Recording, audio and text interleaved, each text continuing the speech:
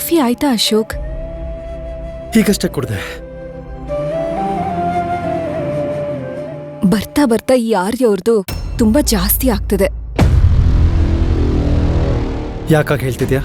ನಿಮ್ಗೂ ಶಿವಗಾಮಿಯವ್ರಿಗೂ ಜಗಳ ಬರೋದಕ್ಕೆ ಅವರೇ ಕಾರಣ. ಅವರೇ ಶಿವಗಾಮಿಯವ್ರಿಗೆ ತಲೆ ತುಂಬಿಸಿದ್ದು. ಶಿವಗಾಮಿಯವ್ರಿಗೆ ಅವ್ರ ಹತ್ರ ಆಗೋದಕ್ಕೆ ನಿಮ್ಮನ್ ದೂರ ಮಾಡ್ತಿದ್ದಾರೆ. ಏನ್ ಹೇಳ್ತಿದ್ಯಾ ನೀನು? ಸುಮ್ಮನೆ ಅರ್ಧಂಬರ್ಧ ತಿಳ್ಕೊಂಡು ಮಾತಾಡ್ಬೇಡ. ಆಕ್ಚುಲಿ ಆರಿಂಗೆ ನಾನು ಶಿವಗಾಮಿ ಒಟ್ಟಿಗೆ ಇರಬೇಕು ಅನ್ನೋದೇ ಆಸೆ. ನಿಮ್ಗಳ ಮಧ್ಯೆ ಏನೇ ಸಮಸ್ಯೆ ಇದ್ರೂ ಮಾತಾಡ್ಕೊಂಡು ಸರಿ ಮಾಡ್ಕೊಳ್ಳಿ. ನಿಮ್ಮಿಬ್ರ ಮಧ್ಯೆ ಗ್ಯಾಪ್ ಆಗೋದಕ್ಕೆ ಬಿಡಬೇಡಿ ಅಂತ ಪಾಪ ನನ್ನ ಹತ್ರನೇ ಬಂದು ಹೇಳ್ಬಿಟ್ಟು ಹೋದ. ಅದೆಲ್ಲ ಸುಮ್ಮನೆ ನಾಟಕ ಅಶೋಕ್.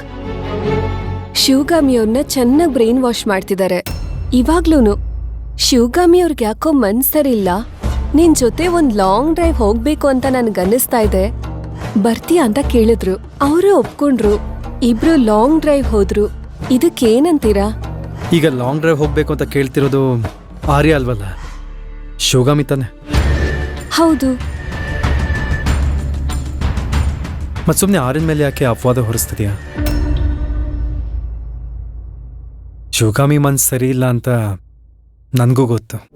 ಅದು ನನ್ನಿಂದ ಅಂತನೂ ನನಗೆ ಚೆನ್ನಾಗಿ ಗೊತ್ತು. ಈಗ ಬೇರೆಯವರಿಂದ ಬೇಜಾರಾಗಿದ್ರೆ ಅವಳು ನನ್ನೇ ಕೇಳ್ತಾ ಇದ್ಲು.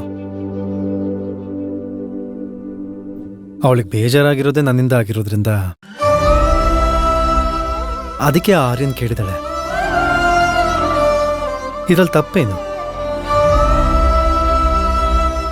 ನೋಡು, ಶಿವಗಾಮಿ ಆರ್ಯನ್ ಮಧ್ಯೆ ಇರೋದು ಪ್ಯೂರ್ ಫ್ರೆಂಡ್ಶಿಪ್. ಆದರೆ ಆರ್ಯನ್ ಮನಸ್ಸಲ್ಲಿ ಏನಾದರೂ ಕೆಟ್ಟ ಆಲೋಚನೆ ಬಂದರೆ ಶಿವಗಾಮಿ ಅದಕ್ಕೆಲ್ಲ ಆಸ್ಪದ ಕೊಡಲ್ಲ. ಅವಳು ಬೆಂಕಿ ಇದ್ದಾಗೆ. ಅವಳು ಯಾವತ್ತಿಗೂ ನಿಯತ್ತಾಗಿರ್ಬೇಕು ಅಂತ ಅಂದ್ಕೊಳ್ಳೋಳು. ಬೇರೆಯವರು ನನ್ನ ಮೆಚ್ಕೊಳ್ಳಿ ಅಂತನೂ ಅಲ್ಲ, ತನ್ನ ಮನಸ್ಸಾಕ್ಷಿಗೆ ಮೋಸ ಮಾಡಬಾರ್ದು ಅಂತ. ಅವಳ ಮನಸ್ಸು ಒಂಥರ ಕಬ್ಬಿಣದ ಕೋಟೆ ಇದ್ದಾಗೆ. ಅಷ್ಟು ಈಸಿಯಾಗಿ ಯಾರು ಒಳಗಡೆ ಹೋಗೋಕ್ಕಾಗಲ್ಲ. ಅವಳು ನನ್ನ ಮೇಲೆ ಕೋಪ ಮಾಡ್ಕೊಳ್ಳೋದಕ್ಕೆ ಕಾರಣ ಇದೆ.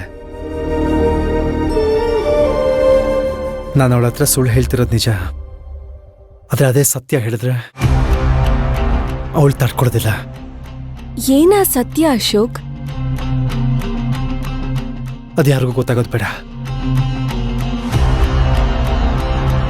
ನೀ ಯಾರಿನ ಬಗ್ಗೆ ಜಾಸ್ತಿ ತಲೆ ಕೆಡಿಸ್ಕೋಬೇಡ. ಹೊರಡು. ಬರ್ತೀನಿ, ಹೊರಡು.